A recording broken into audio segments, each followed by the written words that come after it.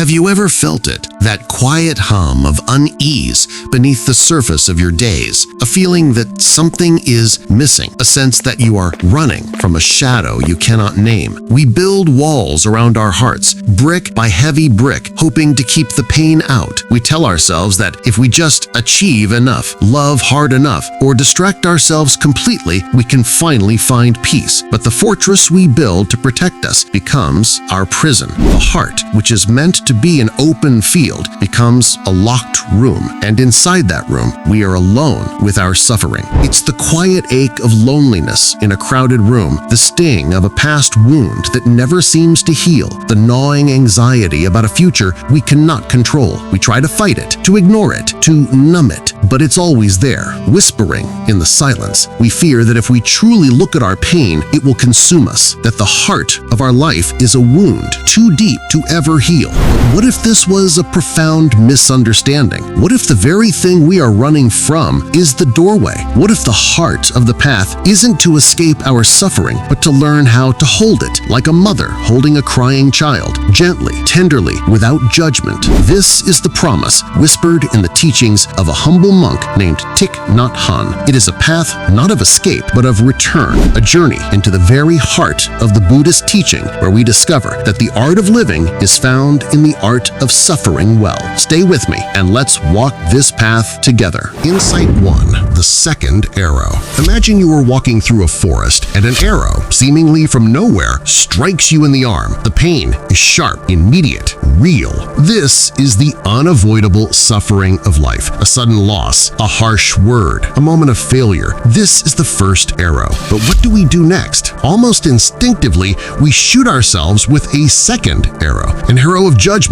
Why was I so stupid? I should have seen this coming. An arrow of fear. This pain will never end. My life is ruined. An arrow of anger. Who did this to me? I will make them pay. This second arrow is the story we tell ourselves about our pain, and it is this second arrow that causes the deepest wounds. I once put my all into a project at work. Late nights, early mornings, the whole deal. When it failed, the initial disappointment was like a clean shot. That was the first arrow. But the real damage came from the second arrows I shot at myself. You're not good enough. They all think you're a fraud. Why do you even try? The failure itself was a bruise. The week I spent beating myself up over it, that was the real injury. I wasn't just dealing with a setback. I was drowning in the story I told myself about it. Thich Nhat Hanh writes, "When an arrow strikes you, you feel pain. If a second arrow strikes you in the same spot, the pain is not just doubled, it is 10 times worse." So the first step on this path is not to stop the first arrows. They are an inescapable part of the weather of life. It is to notice the moment you reach for the second one, to see your hand pulling back the bowstring of judgment, of anger, of despair, and in that moment of seeing, to simply, gently lower your arm. Can you allow the first pain to be just what it is without adding a story to it?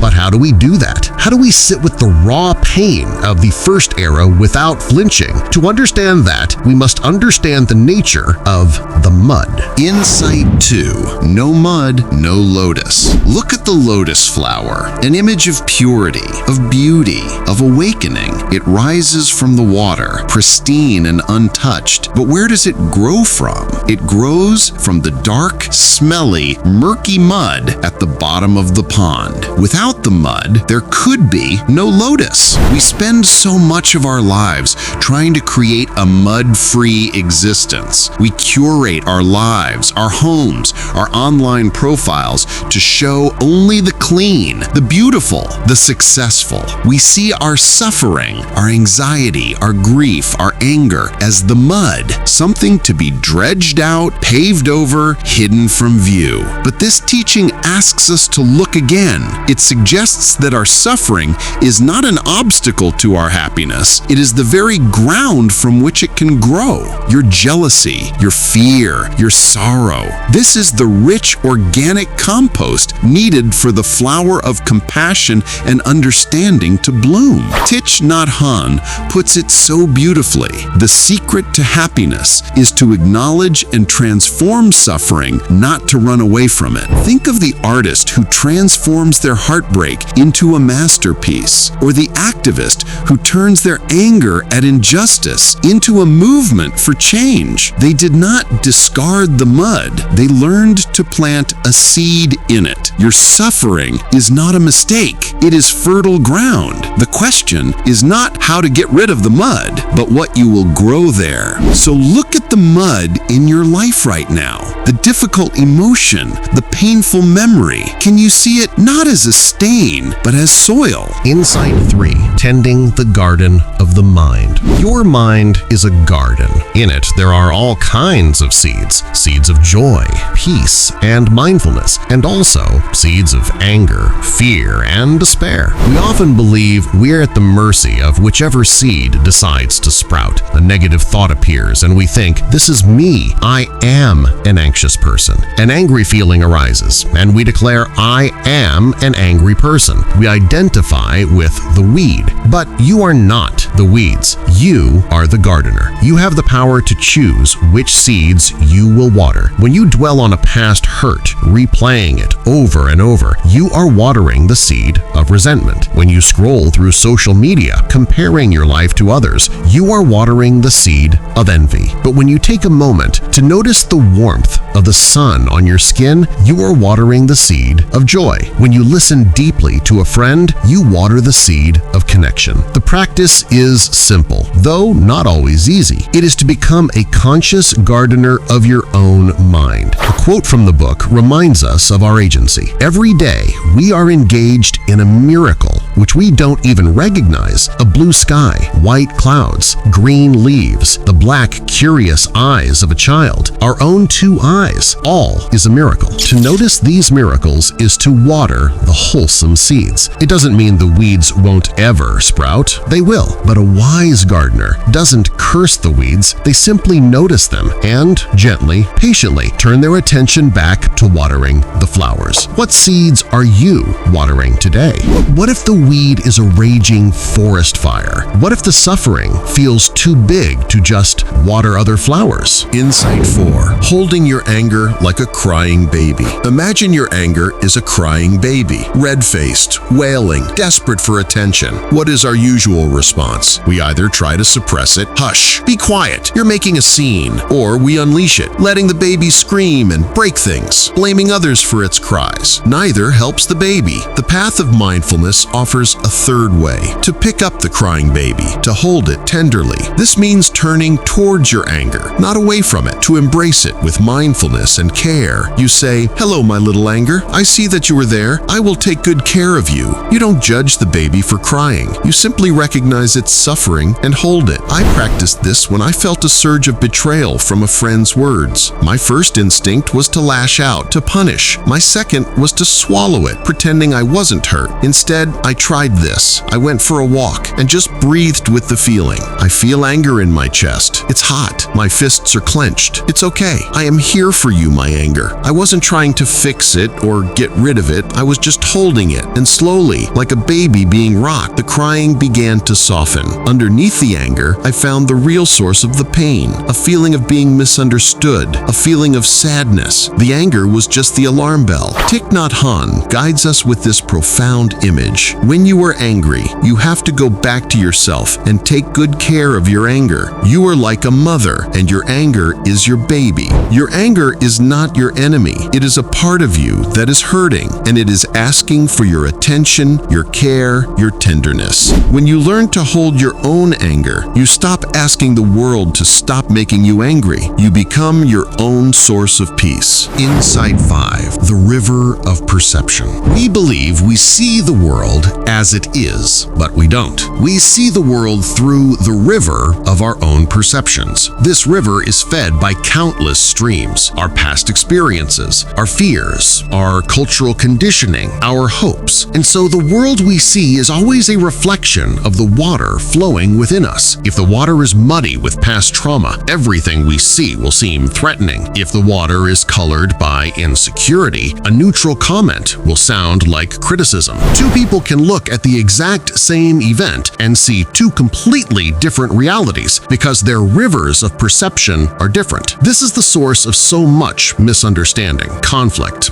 and suffering. We fight to prove that our river is the correct one, that our view is the objective truth. But this is like a single drop of water trying to claim it is the entire ocean. The practice is to become aware of your own river. To ask, is this true? Or is this just my perception? To listen to another person not to refute them, but to understand the river they are seeing the world through. Thich Nhat Hanh says, the seed of wrong perception is in all of us. The practice is to be aware of it. This isn't about having no perception. It's about holding our perceptions lightly. It's the humility of knowing that what we see is just one view, one angle, one reflection in one particular river. And in that humility, we find the space for compassion, understanding, and connection with those who see a different river entirely. But if our perceptions are so flawed, how can we ever know what is real? How can we touch the truth? The answer lies in something we do every second of every day. Insight 6. The anchor of the breath. The mind is like a wild monkey, swinging from branch to branch, from a memory of the past to a worry about the future, from a judgment to a fantasy. It rarely stays still. We try to chain the monkey, to force it to be calm, but this only makes it more agitated. But what if we didn't have to chain the monkey? What if we could just give it a beautiful, simple branch to hold on to? That branch is your breath. Your breath is always with you, and it is always in the present moment. You cannot breathe in the past. You cannot breathe in the future. You can only breathe right here, right now. When your mind is a storm of thoughts, the breath is your anchor. Breathing in, you know you are breathing in. Breathing out, you know you are breathing out. It is the simplest practice in the world and the most profound. It is the act of coming home to yourself. A friend of mine was paralyzed by anxiety before public speaking. His mind would race with catastrophic futures. I shared this simple practice. Before walking on stage, just stand in the wings and feel 3 breaths. Feel the air enter your nose, fill your lungs, and then release. That's it. He later told me it didn't make the fear disappear, but it gave him an anchor in the storm. It allowed the fear to be there without letting it become the captain of the ship. Thich Nhat Hanh's famous Gatha captures this. Breathing in, I calm my body. Breathing out, I smile. Dwelling in the present moment, I know this is a wonderful moment. The breath is not about stopping your thoughts. It's about realizing you are not your thoughts. You are the sky, and the thoughts are just clouds passing through. The breath is the practice of remembering the vast, calm sky that is always there behind the ever-changing weather of your mind. Insight 7. Interbeing, the cloud in the paper. Look at this sheet of paper. What do you see? You might say you see paper, but Thich Nhat Hanh invites us to look more deeply. If we look deeply, we can see the cloud. Without the cloud, there is no rain. Without the rain, the trees cannot grow. And without the trees, we cannot make paper. So the cloud is in the paper. If we look further, we see the sunshine that helped the tree grow, the logger who cut the tree, the wheat for the logger's bread, the logger's parents. The entire universe is present in this single sheet of paper. This is the reality of interbeing. Nothing exists by itself alone. Everything contains everything else. The line we draw between me and you, between self and other, is an illusion. When you're stuck in a bad mood, feeling stressed, angry, or just down, it feels like it's your personal problem. It's a private storm cloud hanging over your head, and you're the only one getting wet. But that's an illusion. That bad mood isn't a solid, separate thing. It's actually made of a bunch of other stuff. It's made from the traffic jam you sat in, the worrying headline you read, a comment from your boss that stuck with you, and even the greasy lunch you rushed to eat. Your suffering is built from 1,000 pieces of the world around you. And the good stuff works the exact same way. Your happiness isn't a solo project either. That feeling of joy when you're grilling in the backyard on a summer evening, that's made from the friends laughing around you, the smell of the charcoal, the cold drink in your hand, and the simple fact that you have a day off. The line between your joy and someone else's is blurry. When you tell a joke and make your buddy laugh, that sound doesn't just disappear. It goes into you and it becomes a part of your own good time. When you help a neighbor carry their groceries, their relief and smile lift you up too. We aren't isolated islands. We're more like trees in a forest, connected at the roots. What seems like just my problem or my happiness is actually woven together from the whole world we share. As the master writes, if you are a poet, you will see clearly that there is a cloud floating in this sheet of paper. Without a cloud, there will be no rain. Without the rain, the trees cannot grow. And without the trees, we cannot make paper. This is not just a philosophy. It's a radical call to compassion. To see the person who has hurt you is to see the causes and conditions that led them to act as they did. To see your own pain is to see the pain of the world reflected in you. You are not a drop in the ocean. You are the entire ocean in a drop. And when you truly feel this, loneliness becomes impossible. Think about it. Is your anger truly yours alone? Or is it also the anger of your father or the frustration of your society flowing through you? When you see this, the burden of my anger becomes lighter. Insight 8. The art of letting go. Imagine you are crossing a river. You build a raft, and it serves you well, carrying you safely to the other shore. But what do you do when you arrive? Do you strap the raft to your back and carry it with you on the rest of your journey? Of course not. You would thank the raft, and you would leave it behind. So many of us are carrying old rafts on our backs. The raft of a past identity that no longer fits. The raft of an old wound we refuse to put down. The raft of an idea about how life should have been. These things were useful once, perhaps. They got us here, but now they are just a heavy, needless burden. Letting go is not an act of forgetting. It is an act of freedom. There was a relationship in my life that ended painfully. For years, I carried the raft of my grievance. It defined me. It gave me a story. I am the one who was wronged. But carrying it was exhausting. Letting go wasn't about forgiving the other person for my own sake. It was about realizing I had reached the other shore, and I no longer needed to carry the weight of that journey on my back. I could be free. Thich Nhat Hanh teaches this with a powerful Buddhist parable. A man on a long journey came to a river. He built a raft, crossed to the other side, and then, because he was so fond of his raft, he put it on his shoulders and carried it with him. What raft are you carrying? A belief? A resentment? An image of yourself? Look at it with gratitude. It helped you cross a river, and now, can you find the courage to gently set it down on the riverbank and walk on, unburdened? Insight 9. True love is made of 4 elements. We speak of love as if it is a single, simple thing, but true love in this teaching is a composite, like a beautiful piece of music made of 4 distinct notes. First is my tree, loving kindness. This is not just the desire to make someone happy, but the ability to do so, and it begins with yourself. If you cannot offer loving kindness to yourself, you have none to offer another. It is the ability to be a true friend to yourself. The second is karuna, compassion. This is the ability to understand the suffering of another and the desire to help remove it. It's not pity, it's the deep recognition your suffering is my suffering. It is born from deep listening. The third is mudita, joy. This is not just being happy for someone, it is taking genuine pleasure in their happiness without a trace of comparison or envy. If your loved one's joy makes you feel insecure, it is not yet true love. True love celebrates. And the fourth, perhaps the most misunderstood, is upeksha, equanimity or inclusiveness. It is a love that is free from discrimination and attachment detachment. It means your love is not a cage. You love the other person in a way that allows them their own freedom, their own space. It is a steady, unshakable peace. As Tai says so simply, true love is made of 4 elements: loving kindness, compassion, joy, and equanimity.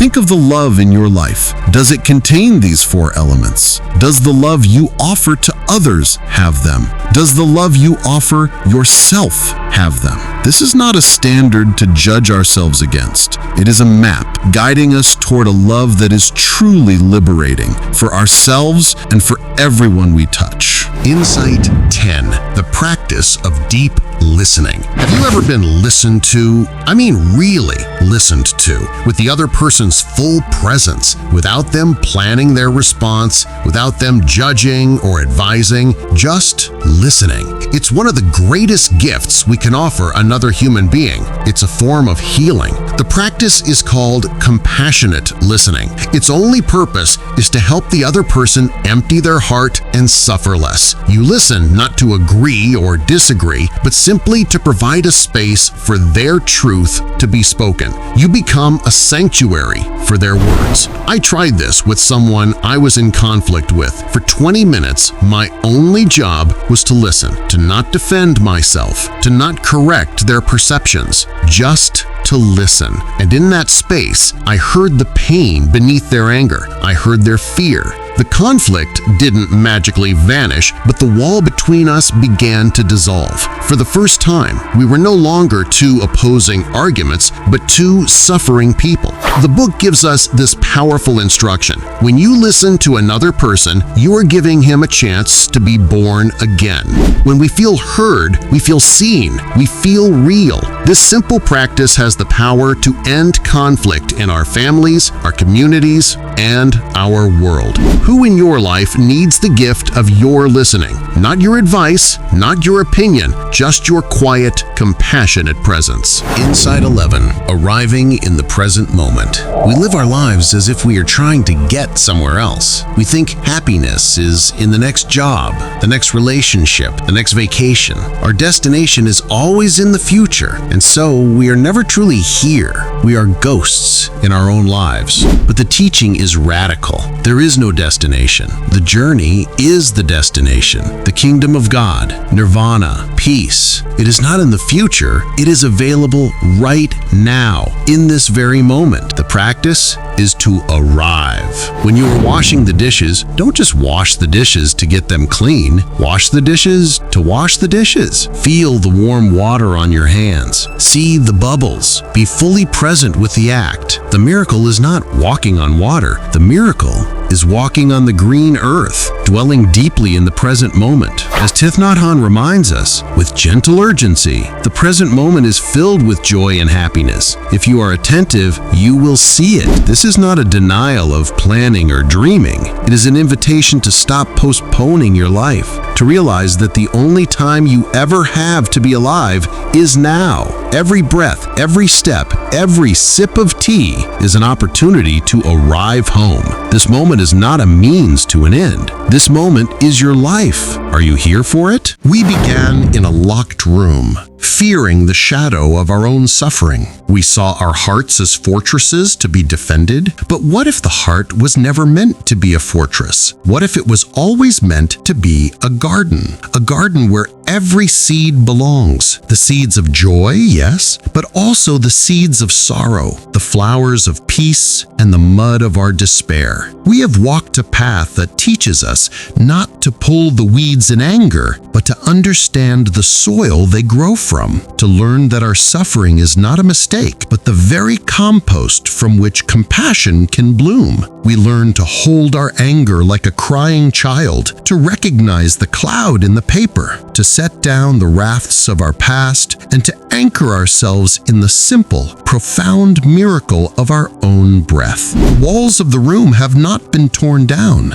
They have dissolved, because we have realized they were only made of perception. The shadow we were running from was never a monster. It was simply a part of ourselves, asking to be held in the light. The hum of unease has not vanished forever. The first arrows will still fly, but now we have a choice. We have the art of lowering the second bow. We have the tenderness to care for our own wounds. The heart of the Buddha's teaching is not found in a distant temple or an ancient scripture. It is found in the way you listen to a friend, the way you hold your own grief, the way you feel the warmth of your tea. It is here. It is now. One final beautiful truth from Thich Nhat Hanh: there is no way to happiness. Happiness is the way. So the final question is not for me to answer, but for you to live. As you go from this space back into the beautiful, messy, unpredictable flow of your life, can you promise to be a friend to yourself? Can you practice arriving home in your own body in this present moment again and again? The path is not about becoming someone else. It is about finally, with great tenderness, returning to who you have been all along.